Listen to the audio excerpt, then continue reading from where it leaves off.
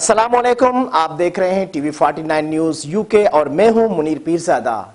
आइए आपको ले चलते हैं आज की खबर की जानिब। कमिश्नर शहीद बेनज़ीराबाद डिवीज़न रशीद अमन सरदारी से डॉक्टर मोहम्मद सादिक सियाल की क़यादत में थैलेसीमिया पेशेंट वेलफेयर सोसाइटी के वफद की मुलाकात। इस मौके पर कमिश्नर शहीद बेनज़ीराबाद डिवीज़न रशीद अमन सरदारी ने वफद से बातचीत करते हुए कहा कि थैलेसीमिया केयर सेंटर नवाबशाह और करबो जवार के थैलेसीमिया में मुब्तला मरीजों के लिए सेहत के शोबे में किसी नेमत से कम नहीं, जबकि इस इदारे के इंतज़ामिया की जानिब से इदारे में पेश करदा खिदमात भी काबिल तहसीन है। माजी में पोस्टिंग की तरह ज़ाती तौर पर इस मरतबा भी इदारे के साथ थैलेसीमिया में मुब्तला मरीज़ बच्चों की बेहतरी और इलाज मुआलजे के लिए हर मुमकिन ताउन किया जाएगा। इस मौके पर वफद ने कमिश्नर शहीद बेनज़ीराबाद को सेंटर के ताज़ा सूरत हाल, मसाइल, थैलेसीमिया में मुब्तला बच्चों की रजिस्ट्रेशन और कारकर्दगी के मुतालिक आगाह किया। वफद में गुलाम नबी चन्ना, मुजीबुर रहमान खास केली और काजी जावेद सनाई शामिल थे।